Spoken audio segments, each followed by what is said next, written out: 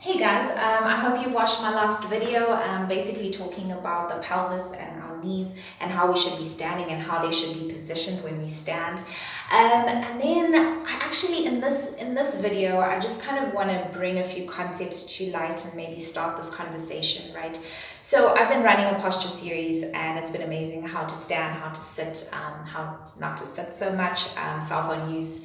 And it's been interesting just kind of as I'm like walking through this and learning, I'm starting to realize that our body is adapting to the information that we're giving it, right?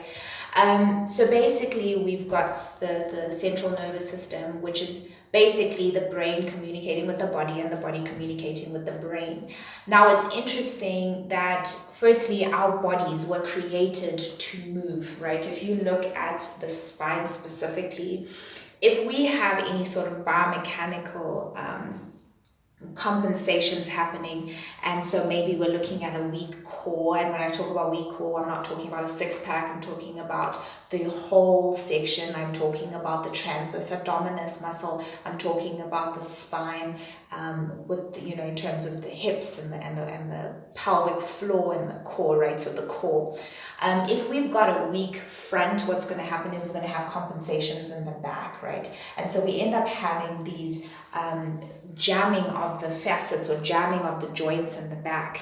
And we often find that disease is found in those joints that aren't moving.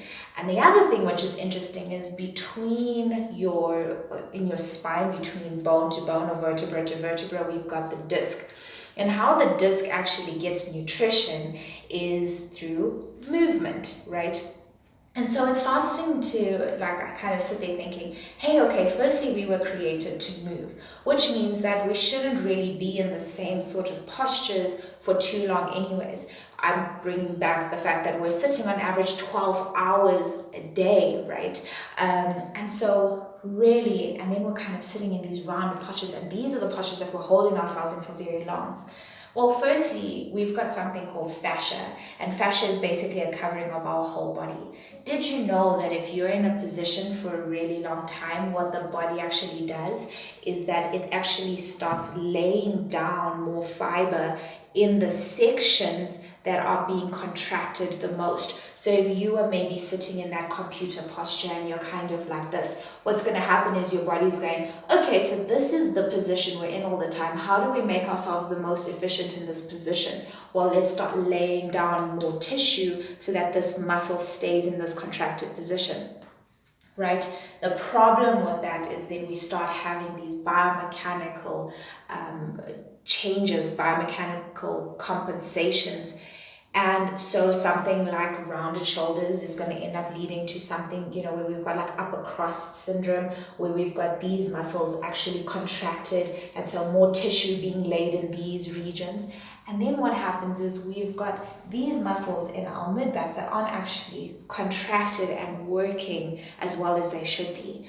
So when we look at our body, we really want to be looking at balance. We want to be looking at a strength in the front and a strength in the back, so that when we're putting our body through demand, right, putting our body into the bending position or the sitting position, we've got our body working in unison in the front and in the back.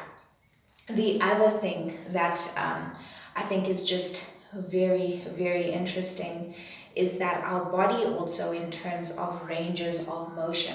So I'll talk about range of motion in terms of the neck, forward, flexion, extension, right? We've got rotation. But if we're sitting for 12 hours and all we're doing is in this flexion position, what our body starts to think is, hey, if we go into any other positions that aren't our normal positions, we're going to hurt ourselves. So how do we limit those other movements? And so oftentimes then we start having joints or ranges of motion where you could normally kind of go all the way up into your full flexion.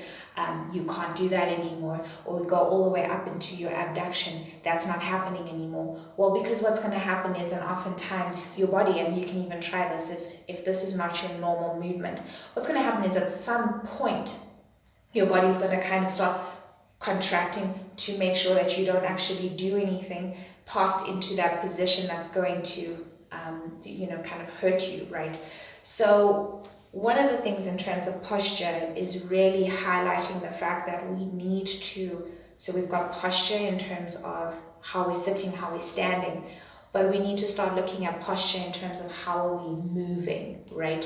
So even within our moving, are we taking our muscles or are we taking our joints into full ranges of motion, and allowing the joints to be, efficient, right, in those ranges of motion. So something like yoga is amazing because it does take you into different positions,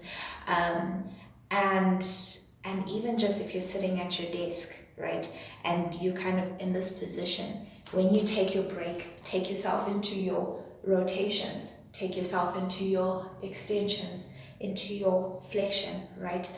Begin to move your joints so that your body realizes that we move our body through full ranges of motion. There's a reason why you were given full ranges of motion. And oftentimes, you kind of think you have full range of motion, so you take yourself into a position and you're like, I can do that, and that's where you get hurt, right? So it's a very interesting concept, and I suppose a little philosophical, so I would love you to kind of engage with me in this sense.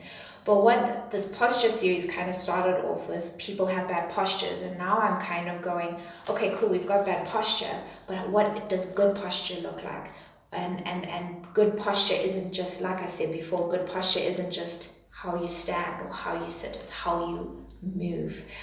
So in the next couple of weeks, I think I'm going to kind of look into what are the ranges of motion that we aren't going into anymore, and what's the detrimental effect of that. So I'm very excited. But yes, thank you for joining this posture series. It's growing, it's evolving, and I hope that you're growing with me, and I will see you soon.